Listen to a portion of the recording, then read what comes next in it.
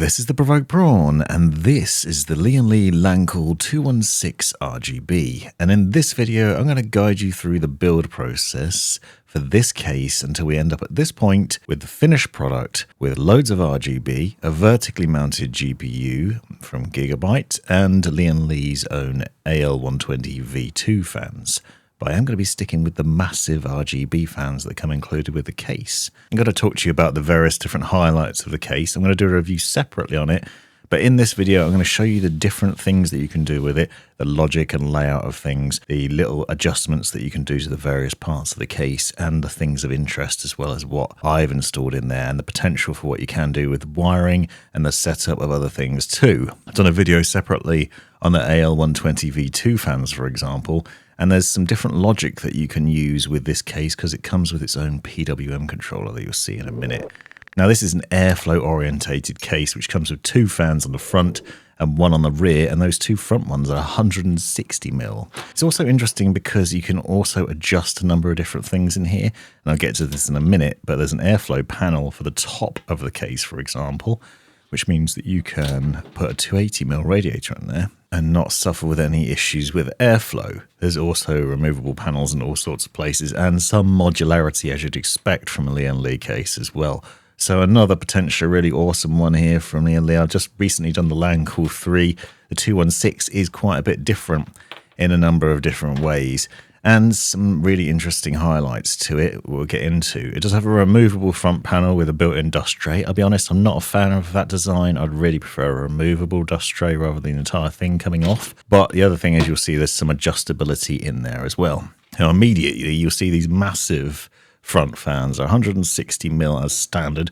They can obviously been swapped out with 320mm or 240 if you prefer, but to be honest, they're actually really nice, and I wanted to leave them in there and show the process for setting them up because they're potentially really good because obviously it's designed for good airflow, and having large fans on the front means they can spin slower than your other 120mm or 140mm fans, but still get some good airflow going. The other thing that's interesting is that also the buttons are removable, so you can see me going through the process of doing that now. So if you want to, you can reposition where your power buttons and USB ports are. So standard is set up with it at the top of the case, as you can see here, but you can remove the cables, run them through the cabling at the rear, and then just pull them out.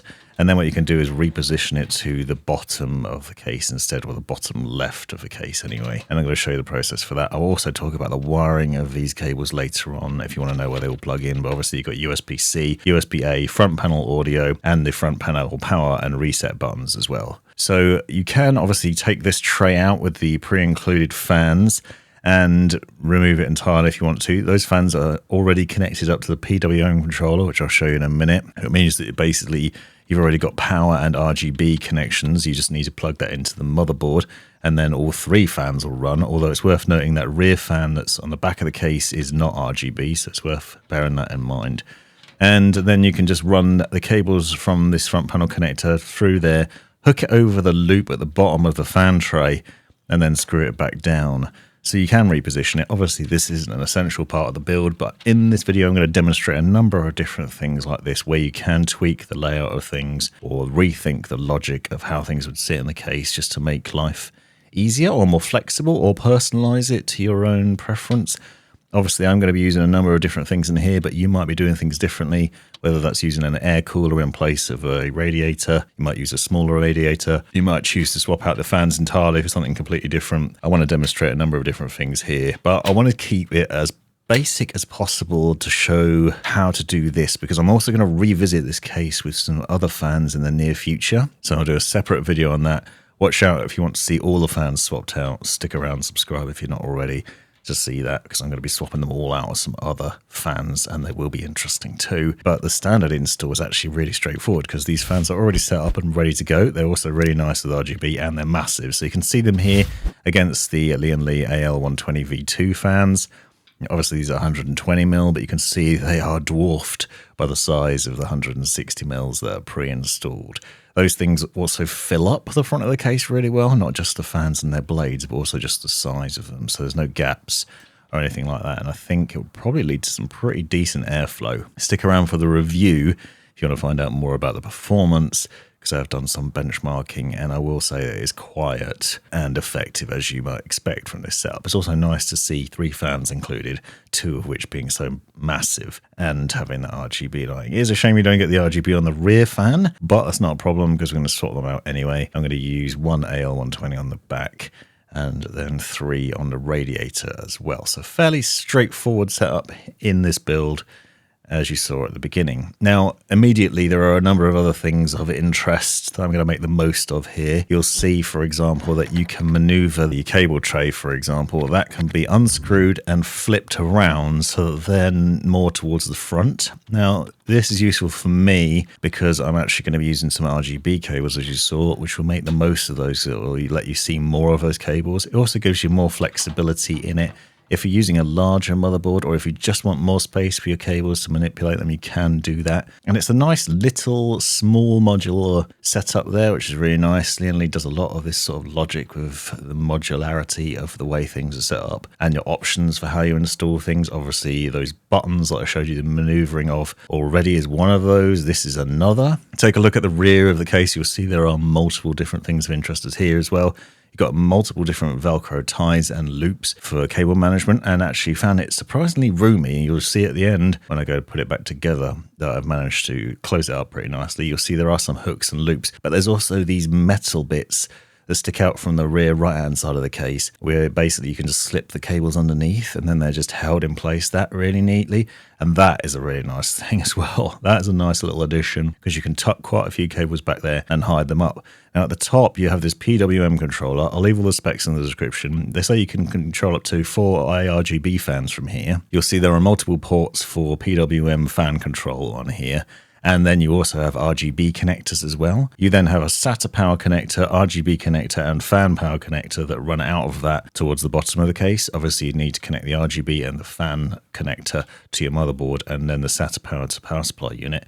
And I'll show you that in a second, where to plug those in and what to do with them. But that means that this controller then can power multiple different fans, both RGB and the fan speed from one controller, and then you can just connect that up to the motherboard with one cable. So you then have PWM control, so speed control via your BIOS and motherboard software with relative ease through this one controller. So instead of having to plug multiple fans into multiple different fan ports on your motherboard, you've got this controller which is included as standard, which is awesome. It's really great to see that sort of controller included. You don't usually get that with most cases, so it's nice to have that addition without an extra purchase. Now the rear fan is removable, and the other thing that's interesting here, and I'll get to that in a minute, is that you also have a cage that you can use for a fan, so you could reuse this fan on the outside in a bracket that then connects up to where your graphics card is going to mount, which is pretty curious.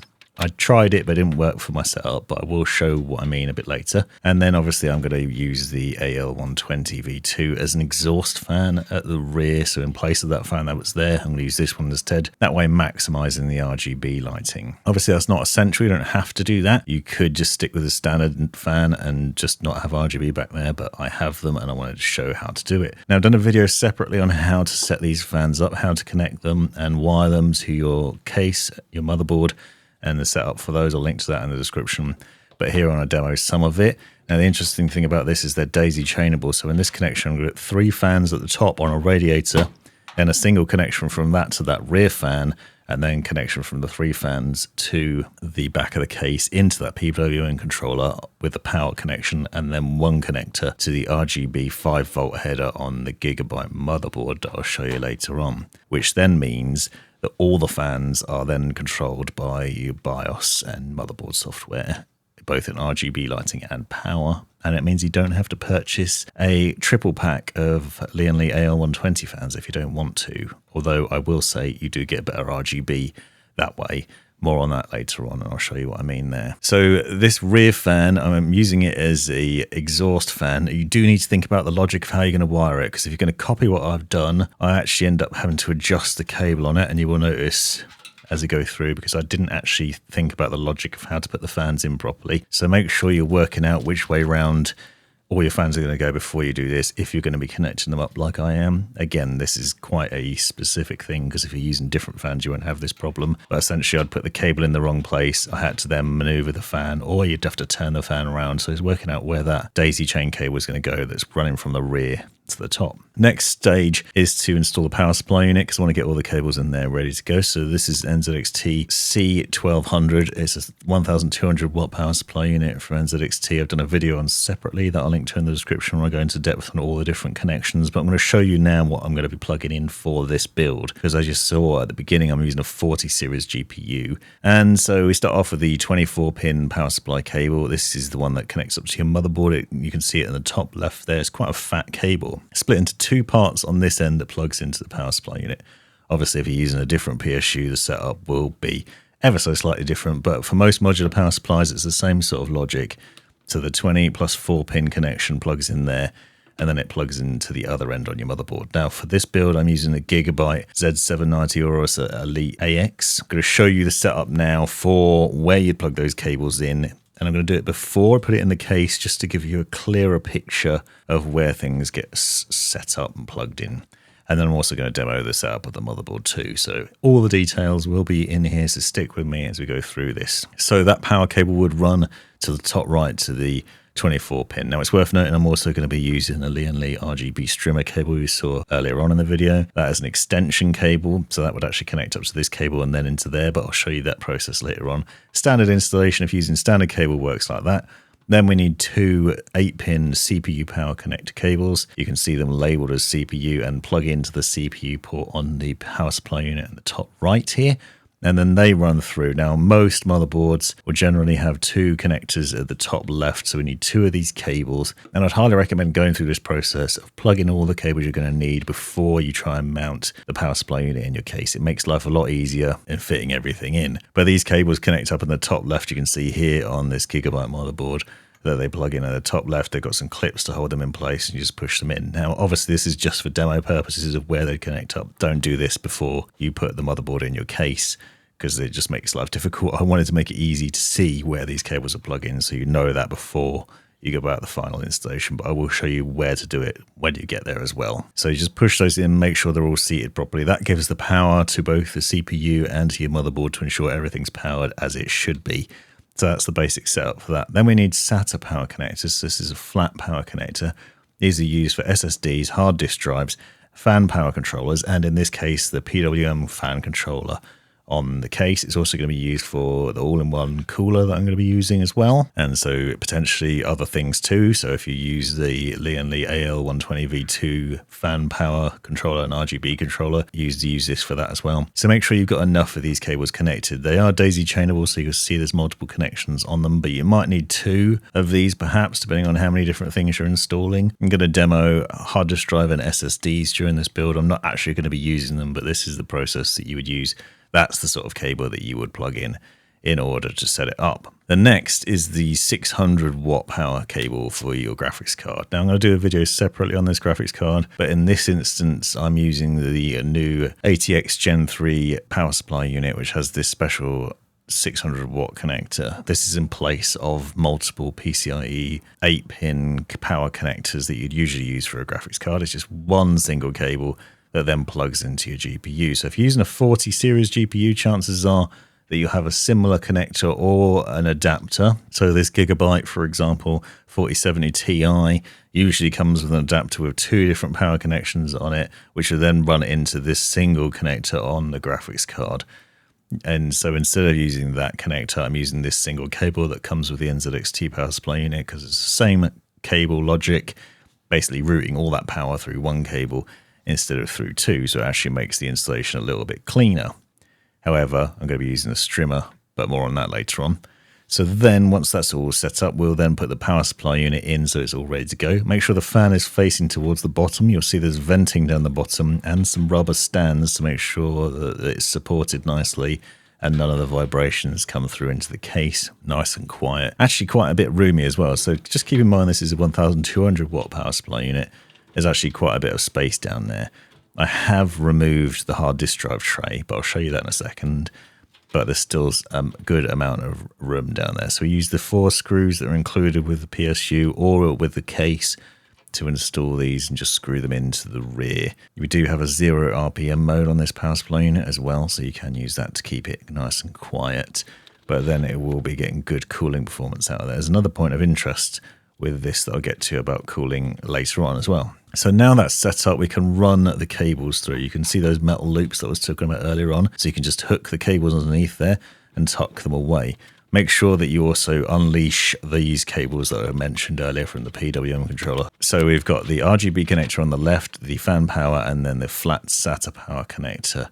So the first two will connect up to your motherboard, and then the final one to the power supply unit. So this is why we connected up that SATA power connector earlier on, because we need to run that down there and plug it in. So make sure that's plugged in, otherwise your fans won't turn on, especially if they're all connected up to that controller, obviously. So then you do that, and then we'll run the other cables around. Obviously, we've got the graphics card cable. We'll put that through all the various different loops. I'm going to be using extensions, but more on that in a little while. So now you have a hard disk drive tray. So this is held in place with a small clip at the front, at the bottom. You just lift that up gently, and then you can tug it forward and out of the case. And then you can mount multiple things in it. I'll show you that in a second. But there's also another box included with the case, which has various different things in it. Some of these are fairly interesting. So this flat bit of metal, for example, that can be used to mount to the top of the case. So you can put a 280mm radiator on it. This one is a fan bracket that you can put on the rear of the case to put an external fan on the case to cool your GPU. And then you've got an anti-sag bracket included as well. Then there's a little box of tricks, which is both great and a complete pain, because you basically have all the screws that you need in this little box, but they are not really separated out, so you have to do it yourself. There's a list of what's included in the manual, so you can go in there and have a look at all the different things, all the different screws, and which ones are used with what. It's much easier for you to do that than it is me to individually show you each of them. But you'll see when you open the packet, they're all included in plastic bags, and you'll need to sort them out before you go through the process of building. What I do like about this box, though, is that it is sectioned off. So basically it has loads of little partitions in it, and you have little plastic bits that you can just slip into each of those, so you can then put the screws in the right place, and you can basically keep things nicely neat and organized during the build process. So we also have a variety of things in here. You've got loads of different things, some of which you won't be using necessarily. So there's a lot of fan screws, for example, that you might not use. You also have standoffs that you might not use for motherboard or for vertical GPU mounting. And there's a variety of other screws in there as well that you'll find. So don't worry if you don't use them all. Don't panic. There's some long radiator looking screws in there as well that I'll get to in a minute, for example, which are pretty interesting because that gives you the option to mount fans in a quite unusual place. And I'll talk more about that in a minute. But basically just going through the process of sorting all of these out. Now, a quick note again, you'll see in the bottom left of the manual, as I said, you have the optional extras that are included in there, like that bracket for the rear fan, which is pretty interesting. So that speaks to the modularity. Unfortunately, I can't cover everything, but I will link in the description to the official page where you can find out more about all the different things. So there's loads of different options with this case and what you do with it. You also have the plastic cable ties on the top right of the screen. You can see here, obviously there are a number of loops in the case that you can make use of to basically tie the cables down, as well as the Velcro ties, as well as those hooks. So you've got loads of cable routing and cable tidying options. So now the installation process for hard disk drives and for SSDs, if you're going to be using them. So there are multiple places where you can do this. With the hard drives, you have the option to install two 3.5-inch hard drives in this cage, but you can also put two 2.5-inch SSDs in there. So in the cage, there are two trays. The trays pop out, as you can see I've done here with this one. And then you can mount SSD to the bottom of that tray. You have 4 screws, and they're the same screws that you'd use to mount the motherboard in. So you look for those in the manual, you'll see them marked. And you use those little screws and screw that in and mount it to this tray. Fairly straightforward, but you can basically do this so you can fit 2 SSDs in there and then 2 hard drives as well. So you can have a lot of storage in that little tray and then put it back in the case and fit it into the front. Obviously, it's kind of near the front fans as well, so that's interesting. Make sure you position it in the right direction, though. You can see I've got it facing towards the rear where the clips go. That's so you can plug the power and data cables in relative ease.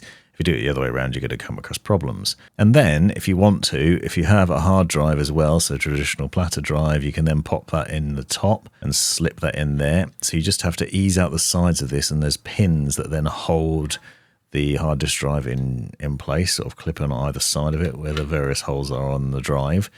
So you can manipulate those in. It's a bit tricky to do, but it is quite reasonable once you get the hang of it. And then you can screw that in as well. So there are screw holes in there, 2 that you can use. So you can see now when you flip it over, there's more screw holes. Different screws for this, but you then basically screwing that down and setting that up. And you can see the screws that I'm using here. But again, reference the manual, you'll find them in there.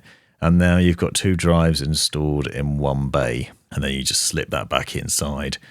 And that's that storage. But this is just one of many different options in terms of the SSD mounting, for example. Hard disk drives are fairly limited. You only really have the option to put them in this bay, but with SSDs you have more options. So you'll see on the front bottom there are 2 panels, and you can see 4 holes in each of those, and that's because if you take them out you can then mount an SSD like this. So this enables you to put them on the bottom front of the case if you want to, whether you want to because you want to show them off or because you just want to mount absolutely loads of SSDs in here, you have that option. The cables would then run from the back of that through to the bottom of the case as well. So it's fairly neat and reasonably easy to do. So you just take this tray out. So there's a couple of screws that hold it down in place. And then what we have to do here is a slightly different setup because it uses some rubber washers. So you flip it over. Make sure that it's facing towards what would be the rear of the case, because obviously you want to run the power and data cables that way, not towards the front of the case. Then you have to slip the rubber washers up so they line up with the holes on the SSD, and then use the SSD screws, which are different ones when you're mounting them in this. You'll see they're longer. They're not the same motherboard ones we used earlier on. Push them through the rubber washers into the holes and then screw them down into place. There's 4 of them, and you can set them up like that. You can obviously repeat this process twice and have 2 drives on the front bottom of the case, the front visible through the glass. I personally wouldn't do this, but if you want to, you can. And it's certainly nice to have that sort of flexible option of doing this. You have that set up like that. Theoretically, I suppose you could mount it the other way up and hide them underneath as well as an option, depending on the size of your PSU. But you can see this is what the intention is. So you basically do that, then you screw them back in, run the cables through to the rear, push that data and power cable through to the back, and then plug them in as well, and then you're away. So that's one of the things that you can do with that, and it's reasonably flexible. You can see from different angles how that would look, what it would look like. Obviously, you will have cool air being pulled from that front fan blowing over it, so that could be potentially good for cooling purposes, and it shouldn't be an issue otherwise. The other place you can mount SSDs is at the rear of the case, so you see there are 2 removable trays, so you can already see that now we have 6 places where you can mount SSDs.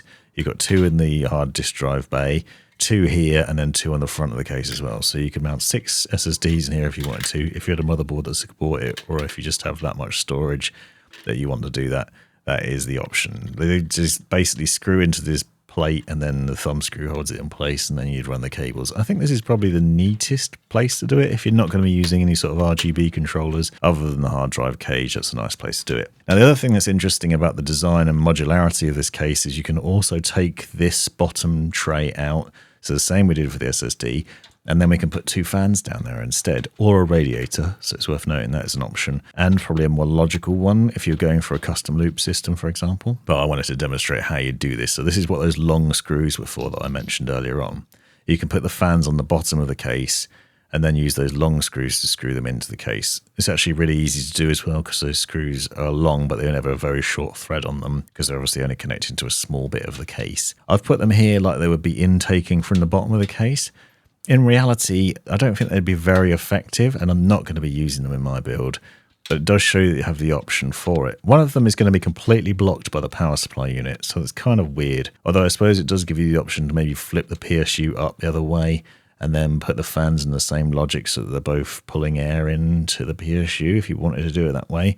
Kind of strange though, because they are kind of blocked. The front one not so much, but that back one definitely is. But you can see that you still have quite a bit of room, because I was curious to see what would happen if you did that and then you installed the motherboard.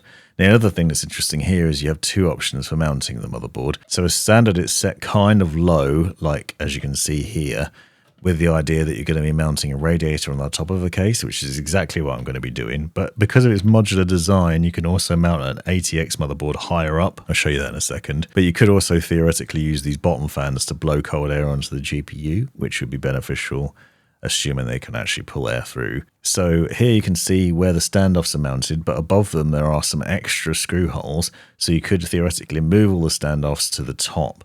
And the modularity design of this means that you can then push this up. Now the idea here is you might have an air-cooled CPU with a tower on it instead, so you could potentially put it a bit further up in the case and then have access to better cooling there for that, but less room at the top of the case because you wouldn't be using a radiator. But I am using a radiator, so we're just going to stick with a standard layout of those standoffs. Now I want to check the logic of how I was going to install this radiator. So this is a Corsair H150i Elite Caplix. Basically a 360mm radiator mounted on top of the case with Lian Li fans, as you saw earlier on. And I'm working out where the tubes are going to go. Obviously, you could put the tubes at the rear if you prefer. I've done a video separately on how to connect up fans like this. Obviously, these aren't Corsair fans. I'm using Lian Li fans on a Corsair radiator. And the logic of how to do that is fairly straightforward and it varies. So usually I would recommend doing this setup, installing these fans so that they exhaust air through the radiator and out the top of the case. So you put them face down in this case. So they face down into the bottom of the case and then they pull air through. You'd then use two connectors. So you have one power cable that comes out for the end of the group of fans, which has two connectors on it, one for RGB and one for fan power. Now I would usually recommend connecting up that one fan power connection to the CPU fan header on your motherboard. And then the RGB connection would run to the Lian Li controller if you're using it, or to your motherboard 5V header if you're doing it that way. And then you connect up the CPU pump cooler to the AIO pump header or system pump header on your motherboard. But I'm going to do things ever so slightly differently in this video, and I'll show you why in a second. So now we're going to go about setting up the motherboard. This is the Gigabyte Z790 Aorus Elite AX, and in this build I'm using two NVMe SSDs and two sticks of Kingston Fury Beast RAM. We're going to start with the NVMe SSDs. There are multiple ports on this motherboard for installing these drives. I've done a video separately on the things to think about when installing several drives, and I'll link to that in the description. But usually the most logical and fastest spot for installing the main drive that you want to use, and if you're only using one, is this top slot, because it will give you fastest speed access on that drive, and they're really straightforward. So you just have to unscrew it and make sure you remove any stickers that are covering the thermal pads. You can see you've got two there. The logic is the same for most motherboards. There will be stickers on your drive and on the thermal pads covering them on any of the heat shields, so we need to make sure we take those off so there's good contact between them. And this is a WD Black SN850 that I'm using as my main OS drive, and then I've got a separate Corsair drive that I'll get to in a second that I'm using for games. So we slot that in, and then there's a little clip that holds it in place. Now usually on other motherboards you'll find a little M2 screw, but this one is held in place with a little plastic clip, which makes it nice. You'll see it's got a large thermal heat shield on top as well, so you can put that back on, and that will help with dissipating heat and keeping that drive running nice and cool. I highly recommend these drives because they're really nice and fast, really easy to install, as you can see, because there's no cables to worry about. You're basically just slotting that drive into the port, clipping it into place. There is some setup to do in Windows, and I have done videos separately on these. Well, I'll link to those in the description. And again, there's another plate down the bottom here, another heat shield. You can see there's 3 ports under here, so you could potentially put up to 4 drives in here. Although if you do fill up all the ports, you may affect the PCIe lanes on there, but that's a different consideration. So this is a separate drive just for games.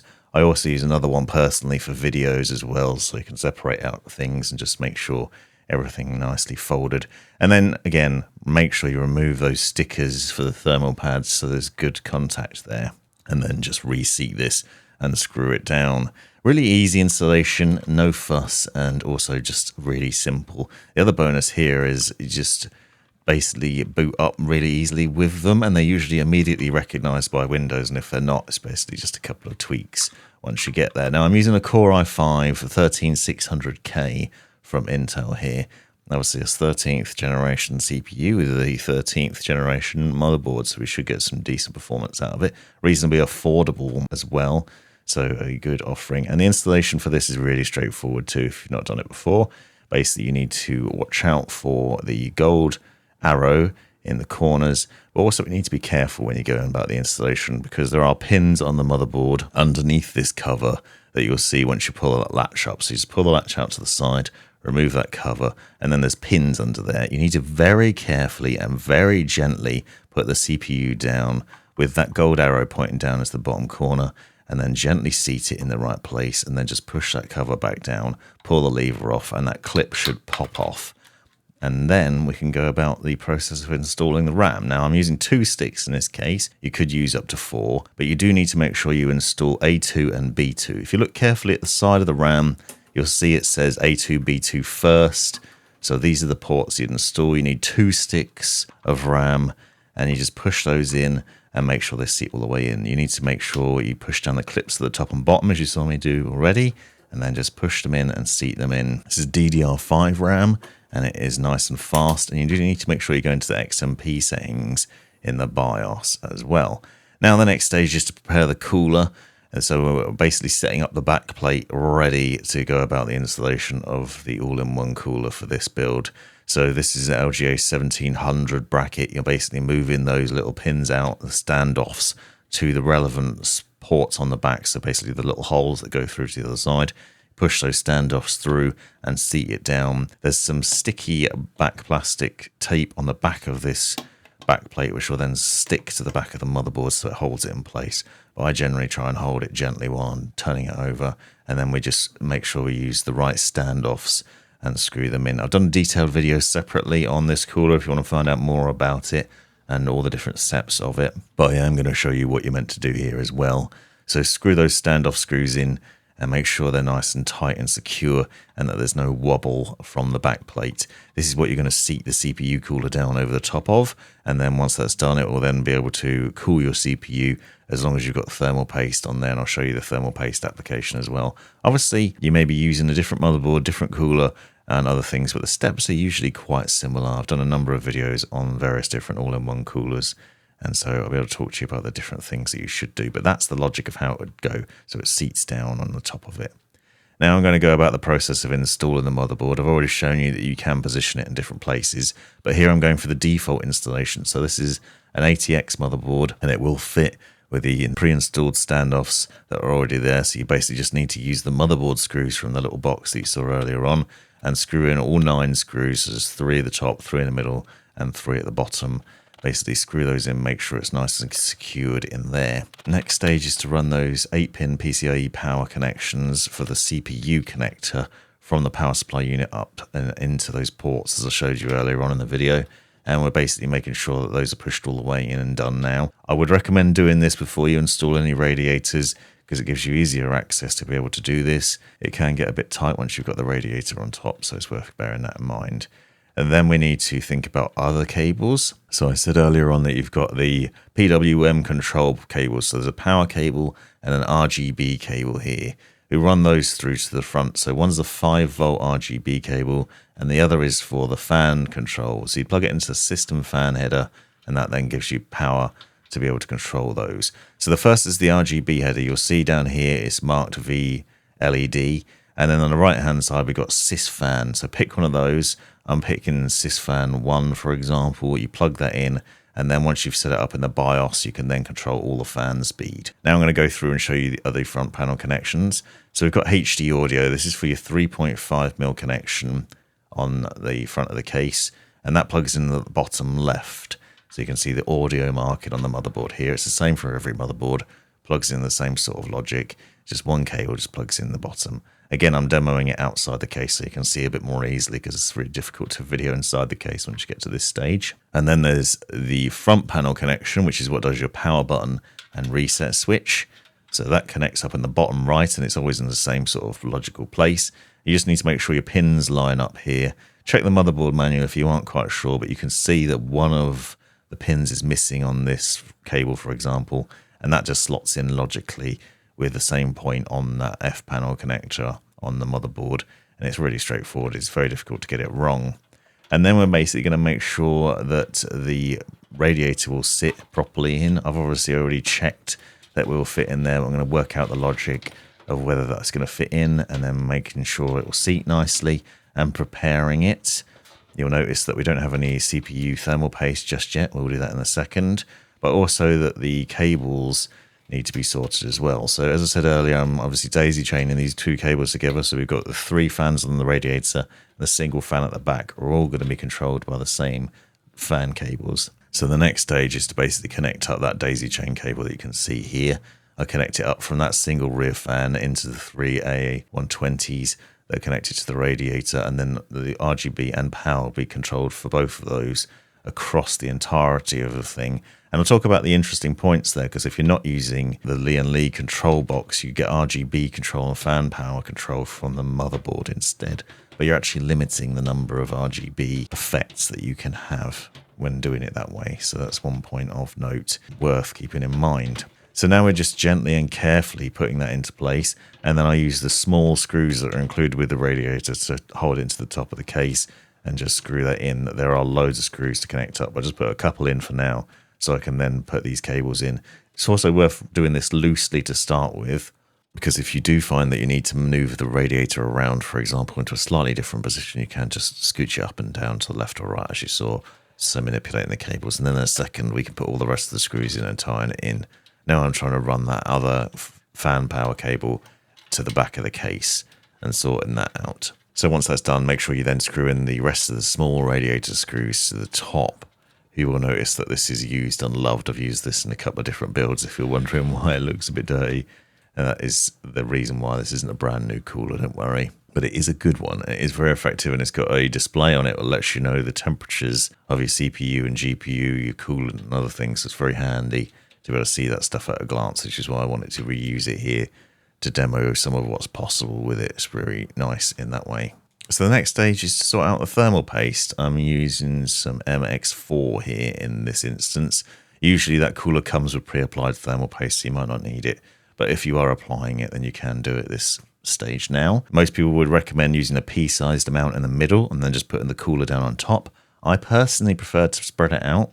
You need to make sure there's a thin layer of thermal paste that basically covers the entirety of the heat spreader. In my experience, if you use the wrong amount and that pea-sized amount, and if it doesn't squish out properly to cover the entirety of the CPU, then you might find that you've got some hot spots and some of the cores run really hot, and that then can lead to overall temperature problems. Carefully spread that thermal paste out until it's basically covering the entirety, but you need a very thin covering. And then once the pump head is seated down over the top, that should push out more. And obviously once it starts to get warm, that will also affect it. But that then basically ensures a good connectivity between the pump head and the CPU to ensure the cooling. And then we use the thumb screws in the 4 different corners and make sure they're tightened. So the 2 things that I find that make your CPU run too hot is you've not put enough thermal paste on, or there's not good coverage, or you've not screwed your pump head down enough. So if this is too loose and there's not a good connection, you may find that the temperatures are running too high. So if you do turn on your machine, you find that it is too hot, it may be a simple case of just tightening these up a little bit. Be careful not to over tighten them. You don't want to tighten them too much because you could damage the motherboard. But also, if you don't tighten them enough, you may find it runs too hot. Now there's a cable that comes out of here that runs to the AIO pump header on your motherboard, or all-in-one cooler. In this case, for some reason, it's down the bottom of the motherboard, which is odd. There's a single cable that runs down to the bottom and connects in. Usually it's in the top right near your CPU fan header. That is an alternative port to plug it into, but you can see sys fan for pump in the bottom right here. So that's for the pump connection. But you might use CPU fan header as an alternative, and that's at the top. I must say I don't really like that cable running out down to the bottom there, but it's worth knowing where it is on this motherboard just in case. And then we'll run those cables through to the back. So there's a couple of other cables. One's a USB connection, and the other one is a flat connection that runs to the Corsair Commander Core. So the Commander Core XT controls the pump, allows you to do things like changing the data on it, but also gives it the power and make sure it's running properly. And then you can also run that USB cable to the bottom as well and connect that up. So we've got to find somewhere for the Commander, and that's the other nice thing about this case is it has this back plate up here which can be used for putting on control boxes, whether you're using a fan controller or a pump controller, as I am. If I was using Corsair fans, I could obviously also plug them in here instead of into the PWM controller if you wanted to. So you do have options. And then you've got SATA power connection running from that, so you need to make sure it's got SATA power, and then a USB connection. You can see we've got multiple different USB connections on here that we need to plug in. Usually you have 2 USB ports on your motherboard.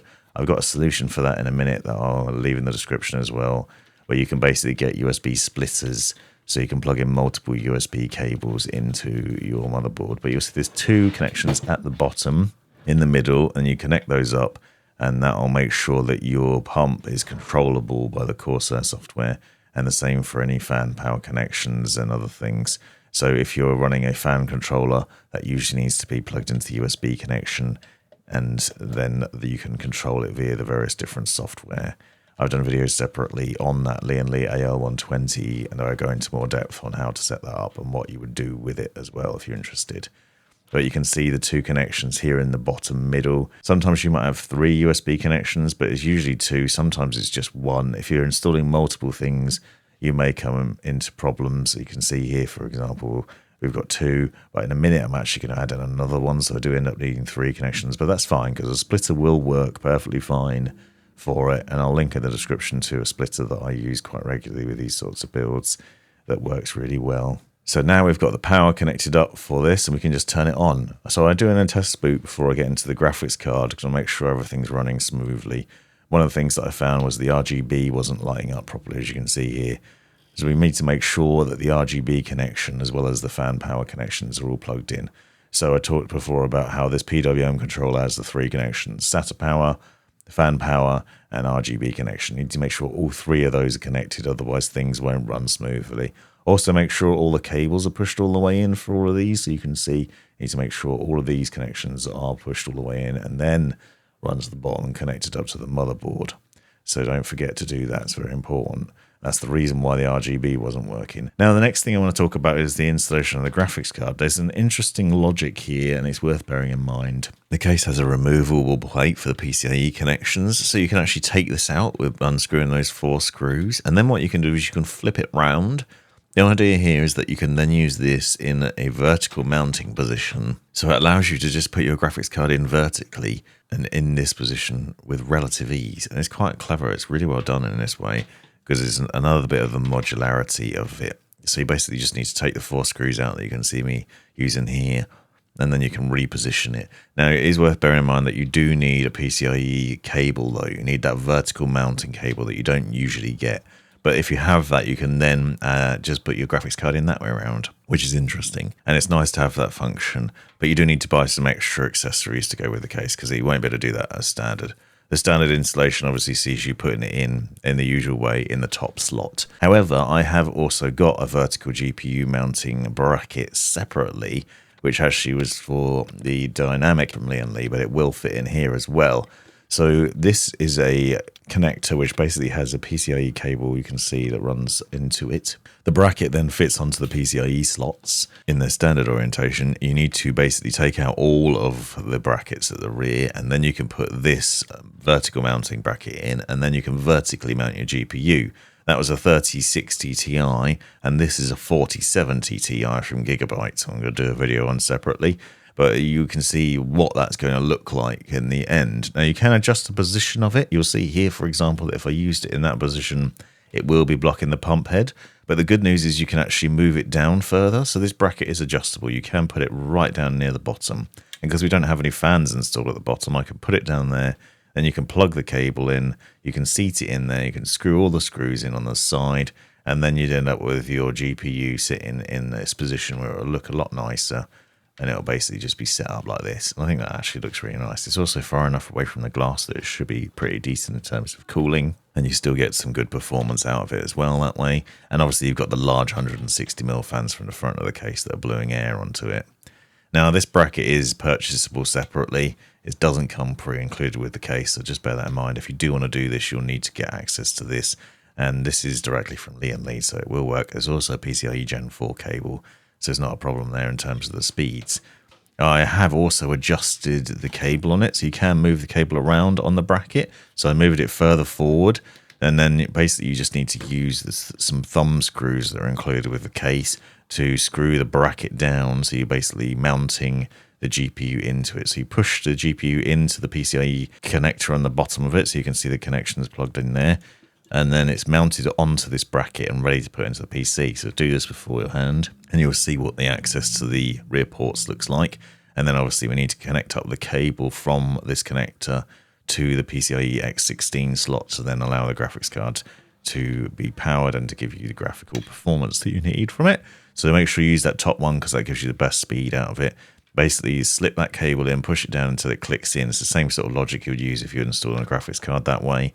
You just put it in normally.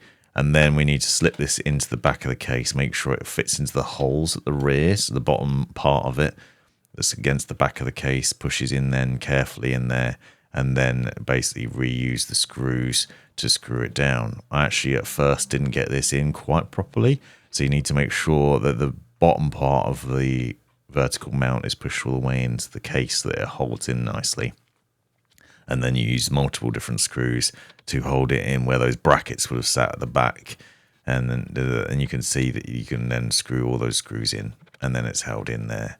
And that's pretty nice.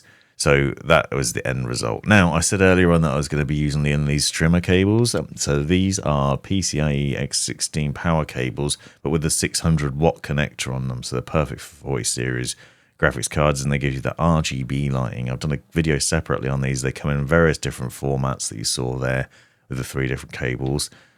This one uses a 600 watt power connection to it on one end, and then it has the 600 watt power connection on the other end that plugs into the 4070. So instead of using an adapter, you can basically just plug this cable straight in. So what happens is we're plugging that cable that I showed you earlier in from the power supply unit into the cable, and then the cable into the graphics card. It's just an extension cable, but it has RGB lighting on it, and then you can basically customize that. Now, in order to do this, you do need to make sure you remove the plastic clips from this, because for this graphics card, there's not much room, and it's fine to do this. That is just an aesthetic thing. Also, you need to be very careful if you're using a 40 series GPU that you make sure that the cable pushes all the way in, because there were some problems with 4090s where the adapter was melting because people weren't pushing the cable all the way in properly. And then you run this cable through to the back. Also, make sure you're not tugging it in a certain direction. Now, I've done this over the front because of the RGB lighting, but obviously you could do it the other way around towards the back if you prefer, if you're not using RGB, or if you don't want the cable to be visible. You might worry that you're blocking some of the cooling here, but it's not flush against the fan. It's not going to do that much to block much of that. And there is a connector that needs to be run to the back, and then we've got the 24 pin as well. So this is the same sort of logic. This is an RGB cable, which basically works as an extension lead. It connects up to the 24 pin power connector. These are all optional purchases, but I wanted to show you the process for installing them and what they look like, because they do add a nice aesthetic to the case, in my opinion. So you plug this cable into the power cable that runs from the power supply unit that I showed you earlier, and then that connects up to the motherboard, and that too has a cable coming out of it that runs to the back that needs to be plugged into a controller. And this is where another controller has another USB connection that then needs to connect up to the motherboard. So then we're trying to negotiate those cables out. So there's a couple of cables coming out of those RGB strips. There's one of them, and then there'll be another one from the 24 pin as well. And you need to make sure that you've got those set up so they're ready, and also just to make sure the cables are tidy. But here we go with the controller. So this control box controls the 24 pin and the graphics card cable as well. So you just make sure you put those cables in and then flip the switch in the right direction. I've done a video separately on these strimmers if you want to find out more about those connections and how they set up. I'll link to that in the description. You can find relative ease, and they are really nice. But the way we're going to set this up is it will allow the motherboard to control the power connections to it as well. So this has a USB connection which allows you to control the RGB lighting through Lian Li's L-Connect software. But also running out of it, you'll find there's a SATA power connection, so you need to make sure it has power. This is what I was saying earlier on about all the different flat SATA connections. You may find there are multiple different things that need to be connected up. It also has a USB connection, so you can control it via L-Connect. But then it also has a 5V RGB connector as well. Now, the PWM controller at the top that we use in the case, you can plug the 5V RGB header into that, but what I actually found is that it works better if you plug it directly into the motherboard. I found there were some problems with it where it wasn't working properly.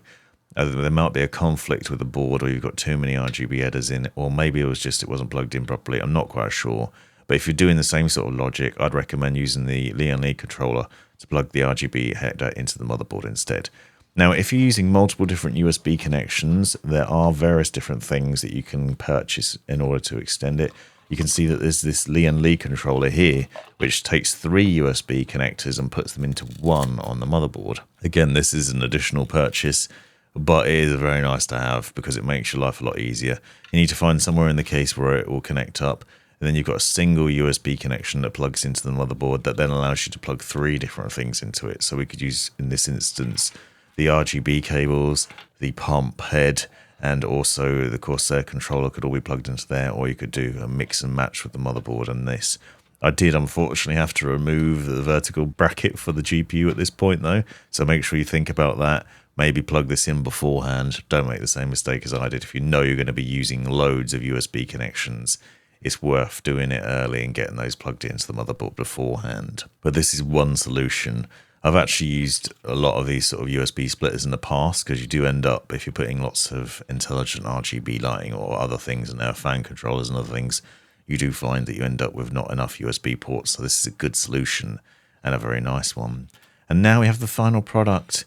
It's all set up and running, and you can see we've got RGB on the cables and then RGB on the fans as well.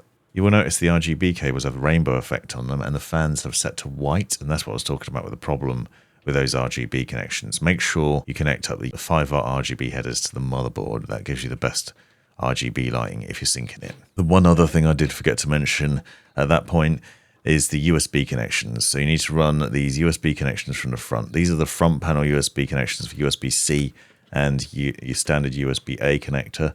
And you can see what they look like here outside the motherboard, and they plug in on the right-hand side. So this blue one, the fat one, is the USB-A connection. So that gives you just 2 USB ports, and then you have the USB-C connector here as well. Don't forget to plug those in or you won't be able to use those front panel connections. Obviously, that's pretty important. You want to make sure that you can do that. And they do require a little bit of pushing in. The USB-A one can only be plugged in a certain direction.